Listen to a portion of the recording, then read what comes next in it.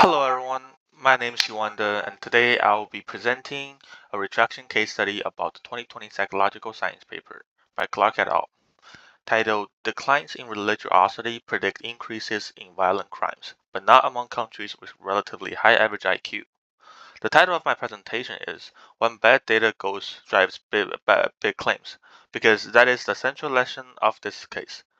This paper was not retracted because of the small statistical mistake. It was retracted because the core dataset behind the paper was not reliable enough to support the paper's conclusion. In particular, the study relied on controversial national IQ data and homicide data that included many imputed rather than directly observed values. When those imputed homicide values were removed, the mean reported effects were no longer apparent. The paper's main research question was, does religiosity reduce violent crimes at country level? And is that relationship moderated by national average IQ? The authors were building on broader debate about whether religion helps regulate antisocial behavior. Their specific hypothesis was more proactive. They argued that religion might provide stronger crime deterrent benefits in societies with relatively lower average cognitive ability. In their theory, higher IQ societies might be able to rely on secular institutions, rule of law, abstract moral reasoning, and self-control. Lower IQ societies, they argued, may rely more heavily on religion's moral rule and social control functions. So their prediction was when religiosity declines, homicide should increase, mainly in countries with relatively lower average IQ. In countries with relatively higher average IQ, declining religiosity should have little or no relationship with homicide. This is an important case because the topics are highly sensitive. The paper connects religion, intelligence, secularization, and violent crime. A claim like this can easily be interpreted as saying something broad about which societies need religion more. Because of that, the data and methods need to be especially strong. The paper tests its hypotheses through two studies. Study 1 was a fixed effect analysis. It used data from 1945 to 2010, with up to 176 countries and just over 1,000 observations. The outcome variable was the homicide rate, used as a measure of violent crime. The main predictor was religiosity, measured as the percentage of the population affiliated with or practicing religion. The moderator was national average IQ, measured using three country-level IQ estimates. The model also included GDP and year control. The purpose of the fixed effect design was to compare countries to themselves over time. In other words, the authors were not just asking whether religious countries have less homicide, they were asking whether, within the same country, declines in religiosity predicted increase in homicide, and whether that relationship depended on the country's average IQ. Study 2 was a cross-sectional multiverse analysis. A multiverse analysis means that authors ran many reasonable model specifications instead of only one. They used different religiosity measures, different IQ measures, different combinations of control variables, including GDP, income inequality, population density, and education. Altogether, they ran 171 models. Well, at first glance, this made the paper look quite rigorous. It has several datasets, many robustness checks, open data, and a broad modeling strategy. The authors were trying to show that the result did not depend on one arbitrary model choice. The reported findings were strong.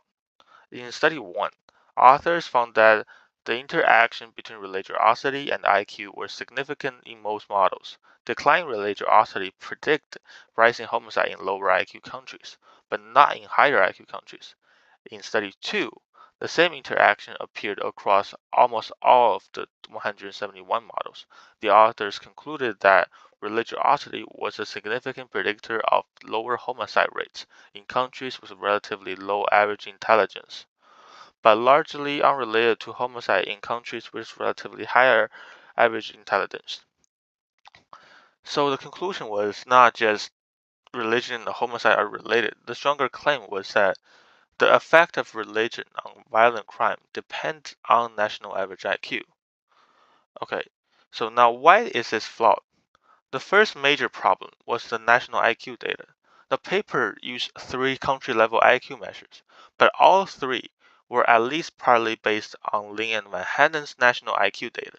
These data had already been criticized before the paper was published.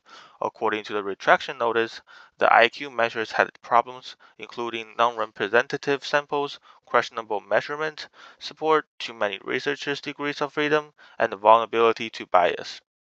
This mattered because national IQ was not a minor variable in the paper. It was the central moderator. The paper's entire argument depended on the idea that countries could be meaningfully and reliably ranked by average IQ. If that moderator is weak or biased, the interaction effect becomes unreliable. The regression can still produce a significant coefficient, but that coefficient does not mean much if the underlying measure is not valid. In this case, the model looked sophisticated, but the national IQ variable was not strong enough to support the conclusion. The second major problem was the homicide data. Homicide rate was the dependent variable, meaning that it was the outcome that the authors were trying to explain, but many countries in the dataset did not have actual observed homicide counts. Instead, homicide rates for those countries were estimated using other proxy variables. This is a serious issue because some of the proxy variables were confounded with the paper's own variables of interest. That means the outcome variable was partly constructed from variables that may have been related to religiosity, IQ, or country development. In simple terms, the model may have been finding a relationship that was partly built into the data already. This is because this became the decisive problem. When the authors reanalyzed the data without the imputed homicide values, the main effects were no longer apparent. That means headline conclusions depended on reliable estimate data. So what should have been done instead?